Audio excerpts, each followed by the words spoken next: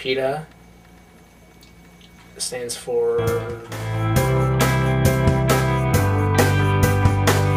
I know that, we were made to eat meat, and there are animals that we are going to be eating. But I think a difference that we can bring to the world is kind of, I always explain why I'm a vegetarian. And I became vegetarian about 6 years ago when my family was driving through Bakersfield. And I saw all the conditions of the slaughterhouses and the way that they treated the cattle. And I was just taken aback, so astounded that I was just like sworn off meat from then on. And that to me is something that I share with people, because then they kind of understand and why I chose to do it. And by educating and why vegans and vegetarians have chosen that way of life, I think it can really make a difference on changing the way that the reason that they came to that decision of becoming or to swearing off meat or animal products.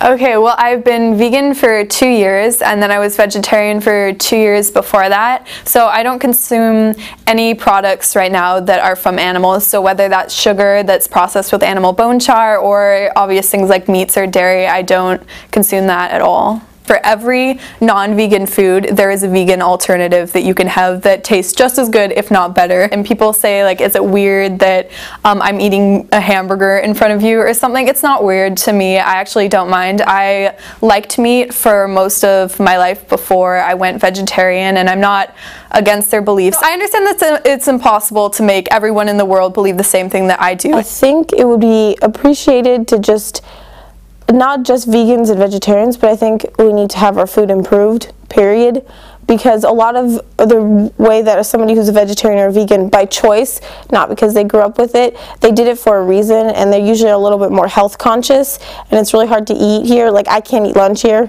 because I'm afraid of everything could have meat in it or something, and I'm just a little grossed out by some of the food. I think that we have a bunch of economic problems going on. I mean, it costs more money to add in a whole new vegetarian diet into our cafeteria system. I mean, we have like a bunch of vegetarian stuff in these stores like Safeway. Why would it be such a hassle to bring it from home or just buy stuff from there?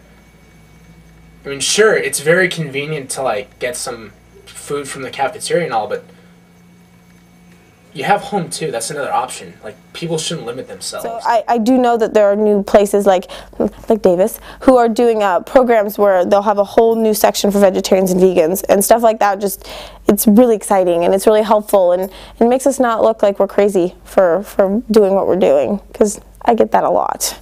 PETA's a very like extreme animal rights activist group, and so they kind of come off as like the crazies, and that's not what all of animal activists are about. If they were using really violent practices, I might be inclined to maybe like hold up a sign and protest, but there's no way I would throw red paint on someone, which actually, I mean, if you throw red paint on someone who is wearing a fur coat, who decided to buy the fur coat in the first place, obviously knowing that it was from a real animal, I mean, they're just going to go out and buy another fur coat, which ultimately means that there's more demand for the fur coat industry, which is actually bad. So that's another reason I don't like PETA's tactics.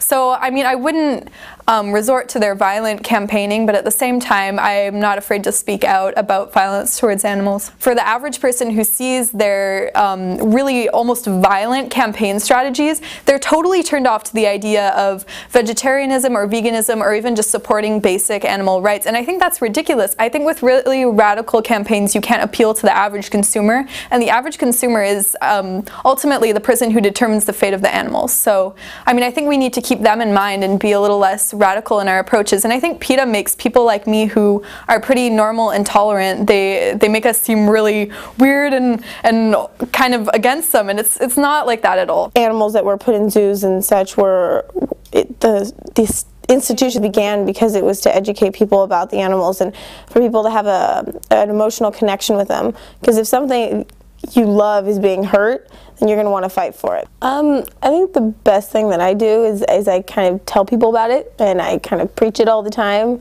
and I make sure that I follow what I say, and so that people can see me as an example.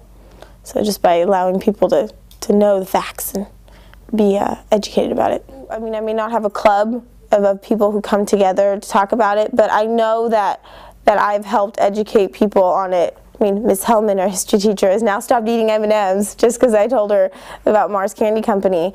And she's just one person that I helped educate about something. And then hopefully, you know, that can change things around.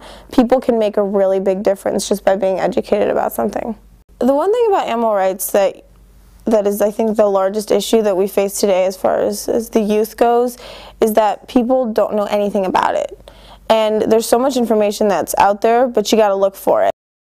Animals, yes, are in a sense property in that you own them and you can buy them, but Temple Grandin makes this great analogy in that when you have a screwdriver, you can beat and bang it up and smash it and run over it with your car, but if you do that to an animal, you'll go to jail for animal abuse and animal torture. So under the law, you can get in trouble for hurting an animal and for torturing it, so then why shouldn't they have the same rights or similar rights or have those rights informed? And having people who aren't even aware of that seems a little bit, it's a little scary. Well, I think it's really important because we're this new generation of change. That's sort of the main goal of everything that this generation is trying to promote. So I think it's good that young people are motivated to help change the way that animals are being treated now. I just think it's important because young people are eventually the people who are going to be managing the industry in the future. So what they think and what they plan to do really counts. And people would rather, you know, like, just, you know, not ask and not think about it. And really we need to think about that in the way that our world is. We need to ask questions and fix things.